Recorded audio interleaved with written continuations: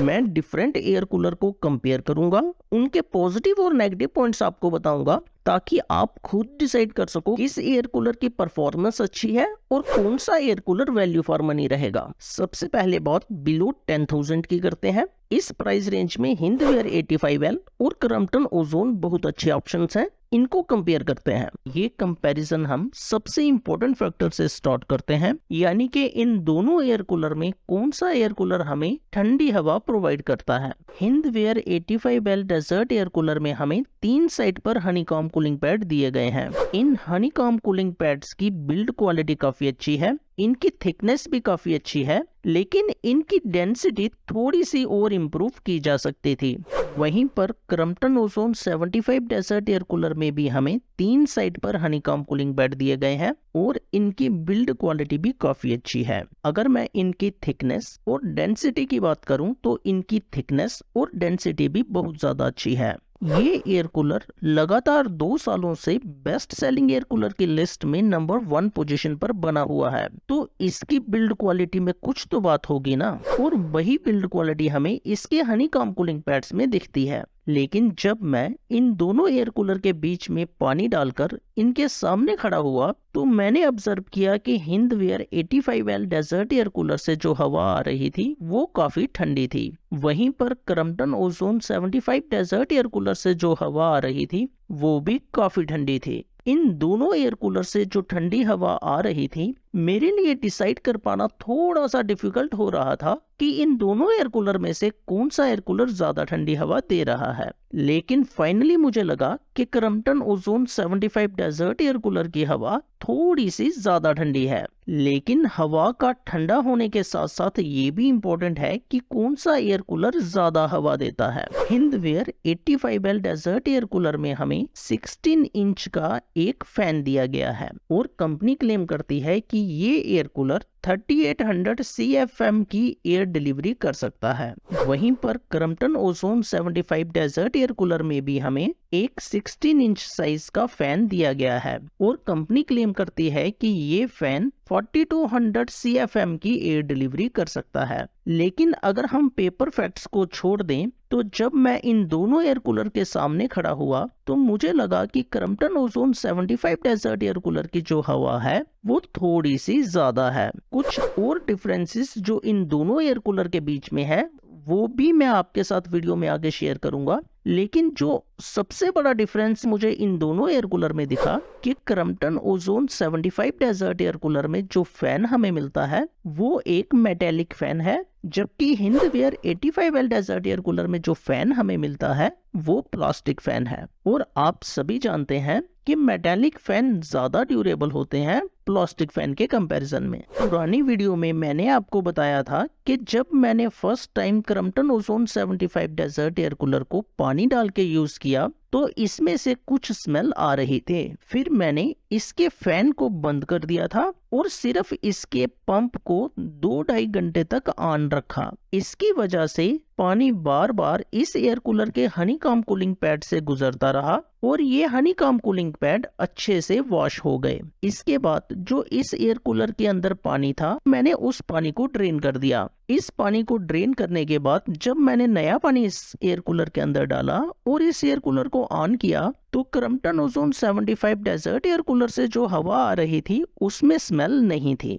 वहीं पर जब मैंने Hindware 85L desert air cooler को फर्स्ट टाइम यूज किया तो इसके अंदर से भी कुछ स्मेल आ रही थी। मैंने इस एयर कूलर के फैन को भी बंद कर दिया और इसके पंप को 2-2.5 घंटे तक ऑन रखा। 2-2.5 घंटे पंप चलने के बाद इस एयर कूलर के अंदर जो पानी था वो गंदा हो गया था और मैंने उस पानी को भी ड्रेन कर दिया। इसके बाद जब नया पानी डालकर मैंने Hindware 85L desert air cooler को ऑन किया तो इसमें से जो हवा आ रही थी उसमें कोई भी स्मेल नहीं थी। तो इस पॉइंट पर ये दोनों एयर कूलर इक्वल हैं। अगर मैं एयर थ्रो की बात करूं तो कंपनी क्लेम करती है कि Hindware 85 litre desert air cooler 40 feet तक हवा को फेंक सकता है। वहीं पर क्रम्पटन क्लेम करता है कि Crompton Ozone 75 desert air cooler 45 feet तक हवा को फेंक सकता है। लेकिन मैं इन दोनों से अग्री नहीं करता।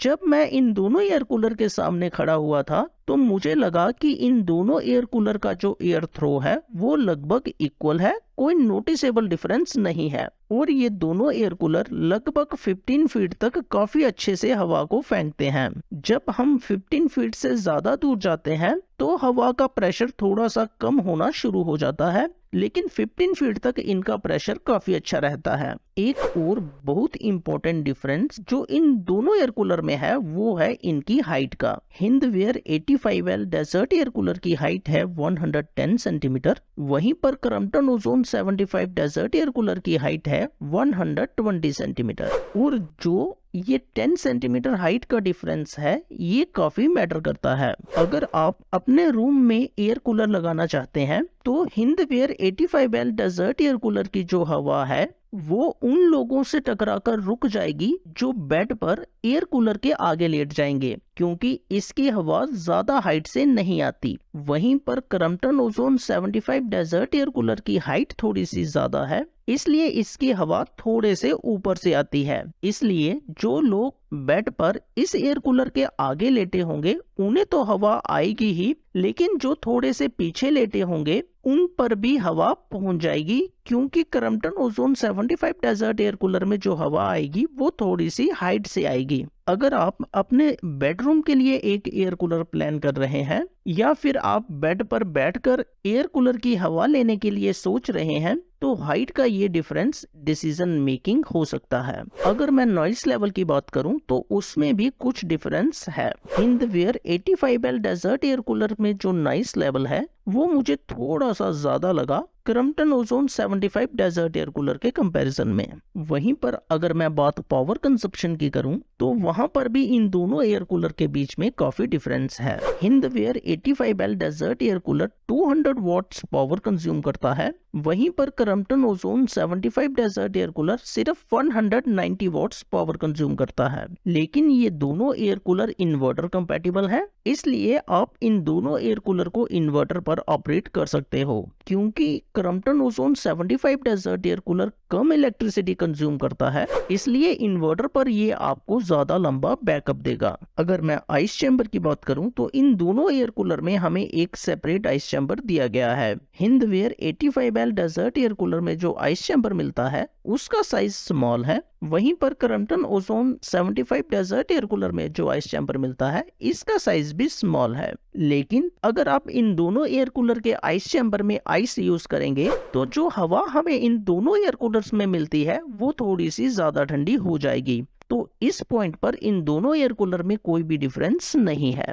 वहीं पर अगर मैं इनकी बिल्ड क्वालिटी की बात करूं, प्राइस के हिसाब से काफी ज्यादा अच्छी है। इन दोनों एयर कूलर में हमें कैस्टर व्हील्स दिए गए हैं और जो कैस्टर व्हील्स हमें इन दोनों एयर कूलर में मिलते हैं उन दोनों की बिल्ड क्वालिटी काफी अच्छी है। साथ ही इन दोनों एयर कूलर में हमें कॉर्ड वाइंडर दिया गया है और जो कॉर्ड इन दोनों एयर कूलर में हमें मिलती है उसकी बिल्ड क्वालिटी भी काफी अच्छी है। इन दोनों एयर कूलर में हमें वाटर लेवल इंडिकेटर दिया गया है, तो यहाँ पर भी कोई डिफरेंस नहीं है। लेकिन अगर मैं वाटर कैपेसिटी की बात करूं तो Crompton Ozone 75 desert air cooler में हम 75 लीटर पानी डाल सकते हैं, वहीं पर Hindware 85L desert air cooler में हम 85 लीटर पानी डाल सकते हैं। तो ये एडवांटेज हिंदवेयर के साथ है। क्या Hindware 85 litre desert air cooler 9000 की प्राइस रेंज में और Crompton Ozone 75 desert air cooler 10000 की प्राइस रेंज में हमें ले लेना चाहिए? तो मैं आपसे कहूंगा कि Hindware 85 litre desert air cooler में हमें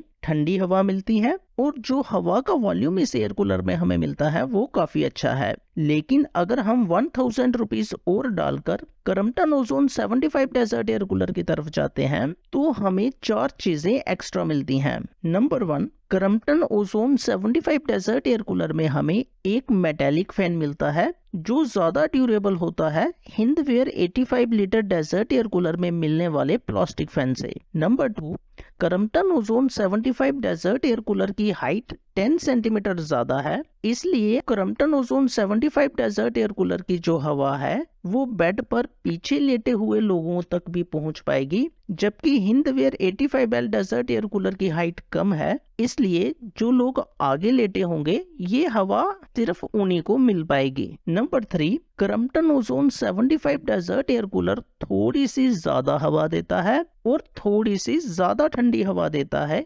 Hindware 85L desert air cooler के कंपैरिजन में। और number 4, Hindware 85L desert air cooler के कुछ मॉडल्स में वाटर पंप की कुछ प्रॉब्लम्स आ रही थी, यानी कि कुछ कंप्लेंट्स आ रही हैं कि वो जल्दी खराब हो गई। इस तरह की कोई problem Crompton Ozone 75 desert air cooler में नहीं मिलती। In fact Crompton Ozone 75 desert air cooler में हमें एवरलास्ट वाटर पंप मिलता है, यानी कि अगर आप ऐसे एरियाज में रहते हैं जहां पर हॉट वाटर आता है तो भी ये वाटर पंप काफी ड्यूरेबल रहेगा। अपना फाइनल ओपिनियन मैं आपके साथ शेयर करूं तो मुझे 10,000 की प्राइस रेंज पर Crompton Ozone 75 desert air cooler ज्यादा वैल्यू फॉर मनी लगता है। तो आपने देखा क्रम्पटन ओजोन बेटर है, लेकिन अगर आपके पास बजट का कोई भी इशू नहीं है और आप सबसे बेस्ट एयर कूलर लेना चाहते हैं तो लगभग सभी YouTuber Crompton Optimus 100 litre desert air cooler को नंबर 1 पोजीशन पर रखते हैं।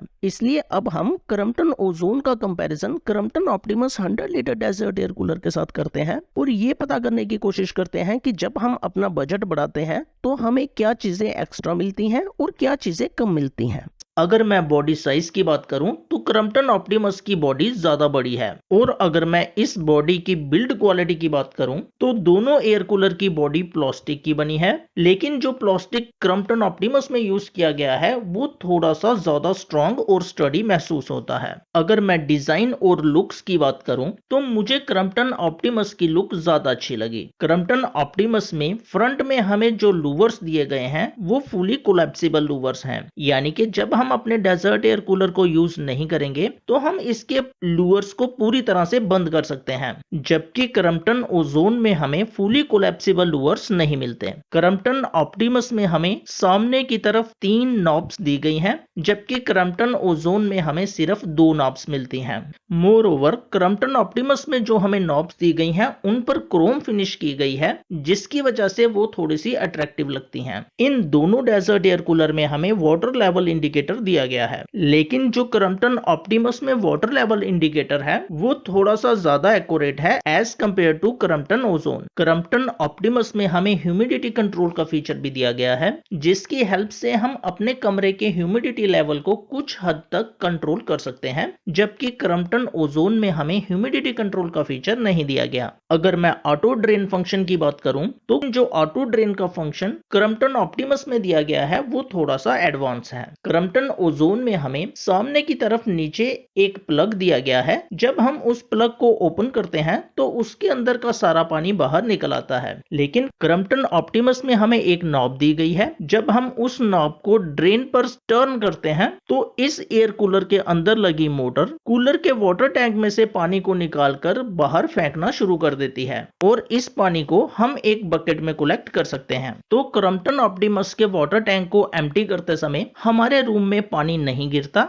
और हमारा पानी वेस्ट भी नहीं होता। अगर मैं फैन साइज की बात करूं तो क्रम्पटन ऑप्टिमस में जो हमें फैन मिलता है वो 18 इंच का फैन है, जबकि क्रम्पटन ओजोन में जो फैन हमें दिया गया है वो 16 इंच का है। बड़ा फैन होने की वजह से क्रम्पटन ऑप्टिमस वाइड एंगल से हवा को फेंक सकता है, इसलिए क्रम्पटन ऑप्टिमस ज्यादा एरिया को कवर करता है और ज्यादा बड़े रूम को भी ठंडा कर सकता है। अगर मैं एयर डिलीवरी की बात करूं तो कंपनी क्लेम करती है कि Crompton Optimus 5500 metre cube per hour की एयर डिलीवरी करता है, वहीं पर क्रम्पटन ओजोन सिर्फ 4200 मीटर क्यूब पर आवर की एयर डिलीवरी करता है। तो इन दोनों एयर कूलर की हवा फेंकने की कैपेबिलिटी में बहुत ज्यादा डिफरेंस है। तो इन दोनों एयर कूलर के अंदर हमें हनीकॉम्ब कूलिंग पैड्स दिए गए हैं और दोनों एयर कूलर के हनीकॉम्ब कूलिंग पैड्स काफी अच्छी क्वालिटी के हैं, लेकिन जो हनीकॉम्ब कूलिंग पैड्स हमें क्रम्पटन ऑप्टिमस में दिए गए हैं वो थोड़े से ज्यादा बड़े हैं, इसलिए उनका सरफेस एरिया ज्यादा है और अगर हमारे हनीकॉम्ब कूलिंग पैड्स का एरिया ज्यादा हो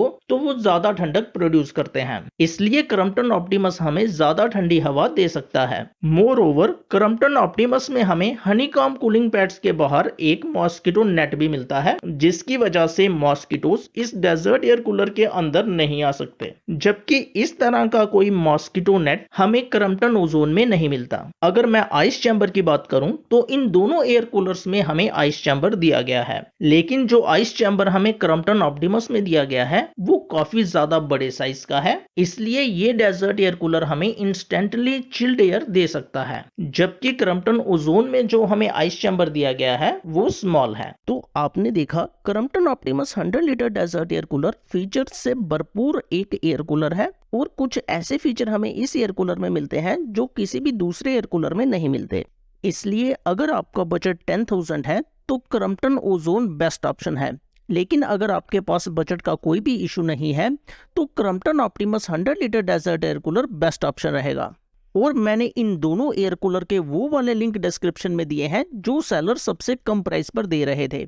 लेकिन क्रम्पटन ऑप्टिमस भी खॉन ब्रदर्स की तरह 3 बाई हैं, 100 लीटर, 65 लीटर और 65i। इन तीनों में क्या डिफरेंस है और कौन सा बेस्ट रहेगा ये पता करने के लिए हम इन तीनों मॉडल्स को कंपेयर करते हैं। सबसे पहले बात स्वैग और स्टाइल की करते हैं। दोनों बड़े बाई यानी कि क्रम्पटन ऑप्टिमस 100 लीटर और क्रम्पटन ऑप्टिमस 65 लीटर सिंपल हैं, जबकि जो सबसे छोटा बाई है क्रम्पटन ऑप्टिमस 65i वो ट्रेंडी और स्टाइलिश है। अगर हम इसके फ्रंट पैनल पर देखें तो इसमें हमें पुश बटन्स दिए गए हैं, साथ में कुछ एक्स्ट्रा फंक्शन भी देखने को मिलते हैं। क्रम्पटन ऑप्टिमस 65i को हम रिमोट से कंट्रोल कर सकते हैं, साथ ही इसमें हमें टाइमर का फंक्शन भी दिया गया है। एक और डिफरेंस जो इन तीनों डेजर्ट एयर कूलर को देखते ही हमें पता चल जाएगा वो है इनकी हाइट का। जो बड़ा बाई है उसकी हाइट 126 सेंटीमीटर है, जबकि दोनों छोटो बाइयों की हाइट 115 सेंटीमीटर है। और अगर मैं इन तीनों की बिल्ड क्वालिटी की बात करूं तो तीनों दारासिंग है, किसी की भी क्वालिटी के साथ कोई कंप्रोमाइज नहीं किया गया। इन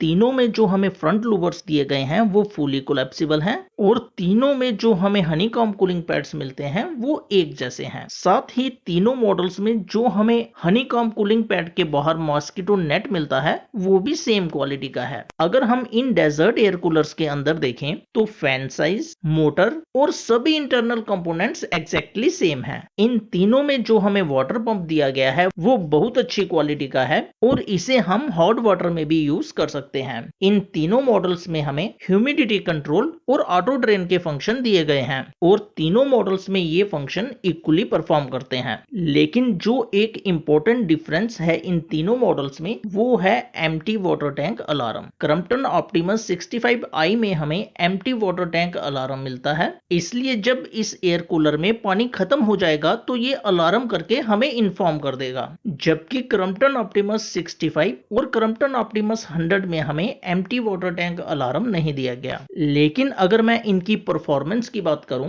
तो इन तीनों डेजर्ट एयर कूलर्स की एयर डिलीवरी और एयर थ्रो इक्वल है, इसलिए परफॉर्मेंस में आपको कोई भी डिफरेंस नहीं मिलेगा। मैंने इन तीनों मॉडल्स के सभी डिफरेंसेस और सिमिलैरिटीज आपके साथ शेयर कर दी, लेकिन इन तीनों में से किसी भी मॉडल में इन्वेस्ट करने से पहले आपको इनके कुछ पॉजिटिव और कुछ नेगेटिव पॉइंट्स जरूर सुनने चाहिए। नंबर 1, क्रम्पटन ऑप्टिमस में हमें ऑटोफिल का फंक्शन भी दिया गया है। अगर आपके रूम में पानी का कनेक्शन है और आप उस कनेक्शन को पाइप के साथ इस डेजर्ट एयर कूलर से कनेक्ट कर देते हो तो जैसे ही आपके डेजर्ट एयर कूलर में पानी का लेवल कम होगा ये डेजर्ट एयर कूलर ऑटोमेटिकली पानी लेगा, और जैसे ही इसका वाटर टैंक फुल हो जाएगा ये और पानी लेना खुद बंद कर देगा। बहुत कम एयर कूलर ऐसे हैं जिनमें हमें ऑटोफिल का फीचर मिलता है। और नंबर 2, इस डेजर्ट एयर कूलर में हमें एक बहुत बड़े साइज का आइस चैम्बर मिलता है, और इस आइस चैम्बर के सामने दूसरे डेजर्ट एयर कूलर के जो आइस चैम्बर हैं उनका वही हाल है जो हाल द ग्रेट खली के सामने रे मिस्टीरियो का है। लेकिन अगर मैं इसके नेगेटिव पॉइंट्स की बात करूं तो इसके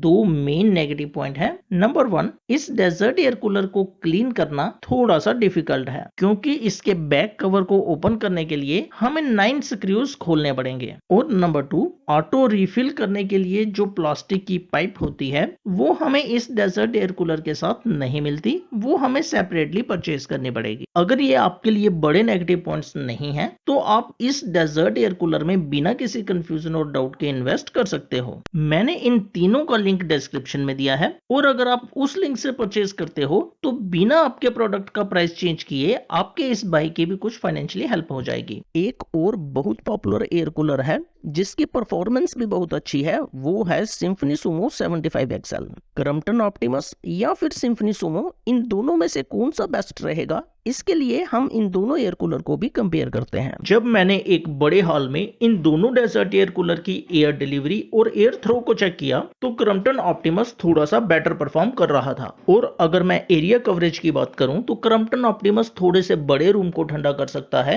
as compare to Symphony Sumo. अगर मैं आपको एक रफ एस्टिमेट दूं तो सिम्फनी सुमो लगभग 200 टू 220 स्क्वायर फीट एरिया के रूम को ठंडा कर सकता है, जबकि Crompton Optimus 200 to 250 square feet room को ठंडा कर सकता है। और अगर आप ये जानना चाहते हैं कि इन दोनों में से कौन सा डेजर्ट एयर कूलर आपको एकदम चिल्ड एयर प्रोवाइड करे, तो आपको पता होगा एयर कूलर से चिल्ड एयर लेने के लिए हमें उसमें आइस डालनी पड़ती है और इसके लिए जरूरत पड़ती है एक आइस चैम्बर की। लेकिन सिम्फनी सुमो में हमें एक सेपरेट आइस चैम्बर नहीं मिलता, इसलिए अगर हमें सिम्फनी सुमो में चिल्ड एयर चाहिए तो इस डेजर्ट एयर कूलर के वाटर टैंक में हमें चिल्ड पानी डालना पड़ेगा। यानी कि पहले आपने पानी को ठंडा करना है, उसके बाद इस डेजर्ट एयर कूलर में डालना है। वहीं पर अगर मैं क्रम्पटन ऑप्टिमस की बात करूं तो इसमें हमें एक सेपरेट आइस चैम्बर दिया गया है और ये आइस चैम्बर बहुत बड़े साइज का है। लेकिन जो इंपॉर्टेंट बात है वो ये है कि इस आइस चैम्बर की परफॉर्मेंस बहुत बेटर है। ये आइस चैम्बर डेजर्ट कूलर के अंदर जो वाटर स्टोरेज टैंक है उसके सारे पानी को ठंडा नहीं करता।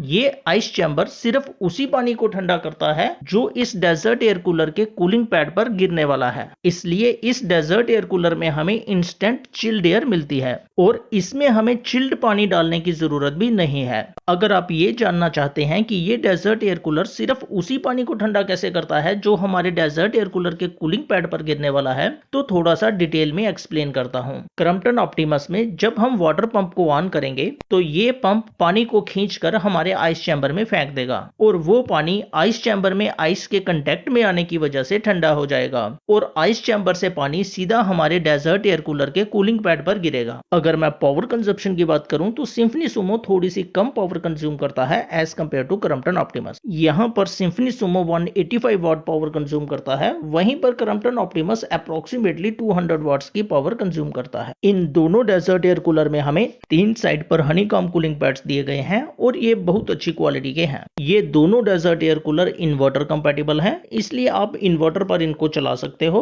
लेकिन बैटरी बैकअप जो है वो सिम्फनी सुमो में हमें थोड़ा सा ज्यादा मिलेगा। इन दोनों में हमें कैस्टर व्हील्स दिए गए हैं जो कि अच्छी क्वालिटी के हैं और दोनों के कैस्टर व्हील्स पर हमें लॉक का फीचर दिया गया है। इन दोनों डेजर्ट एयर कूलर में हमें ऑटो ड्रेनेज का सिस्टम भी मिलता है। लेकिन सिम्फनी सुमो में अगर आपने वाटर टैंक को एम्प्टी करना है तो हमें इस डेजर्ट एयर कूलर को बाथरूम ले जाना पड़ेगा, क्योंकि इसमें हमें कूलर के नीचे एक वाल्व दिया गया है। जब हम इस वाल्व को बाहर निकालेंगे तो इस डेजर्ट एयर कूलर का वाटर टैंक पूरी तरह से एम्प्टी हो जाएगा। लेकिन अगर हमने Crompton Optimus desert air cooler के वाटर टैंक को एम्प्टी करना है तो उसे बाथरूम ले जाने की जरूरत नहीं है, इसे हम अपने रूम में ही एम्प्टी कर सकते हैं। इसमें हमें ड्रेन करने के लिए एक नॉब दी गई है। जब हम इस नॉब को ऑन करेंगे तो Crompton Optimus desert air cooler का वाटर पंप वाटर टैंक के अंदर के पानी को बाहर फेंक देगा और इस पानी को हम एक बकेट में कलेक्ट कर सकते हैं। तो ना हमारा पानी वेस्ट होगा, ना हमें एक्स्ट्रा एफर्ट्स करने पड़ेंगे। और अगर मैं बिल्ड क्वालिटी की बात करूं तो इन दोनों एयर कूलर्स की बिल्ड क्वालिटी बहुत अच्छी है। लेकिन सिम्फनी सुमो में एक पॉजिटिव पॉइंट है जो हमें क्रम्पटन ऑप्टिमस में नहीं मिलता। सिम्फनी सुमो हमारे कमरे को ठंडा करने के साथ साथ हमारे कमरे की एयर क्वालिटी को भी थोड़ा सा इंप्रूव करता है, क्योंकि इसमें हमें आई प्योर कंसोल दिया गया है। अगर मैं प्राइस और साइजेस की बात करूं तो सिम्फनी सुमो हमें 2 साइजेस में मिलता है, एक 115 लीटर कैपेसिटी और दूसरा 75 लीटर कैपेसिटी। वहीं पर क्रम्पटन ऑप्टिमस भी हमें 2 साइजेस में मिलता है, एक 100 लीटर कैपेसिटी और दूसरा 65 लीटर कैपेसिटी। जो बड़े वेरिएंट हैं उनकी हाइट थोड़ी सी ज़्यादा होती है, लेकिन परफॉर्मेंस बड़े वेरिएंट और छोटे वेरिएंट दोनों की एक जैसी होती है। इसलिए आप अपने बजट के हिसाब से कोई भी साइज चूज कर सकते हैं। अगर मैं अपना ओपिनियन शेयर करूं कि किसे सिम्फनी सुमो के साथ जाना चाहिए और किसे क्रम्पटन ऑप्टिमस के साथ जाना चाहिए, तो अगर आपके रूम का साइज 150 स्क्वायर फीट के लगभग है तो आप सिम्फनी सुमो के साथ जा सकते हो।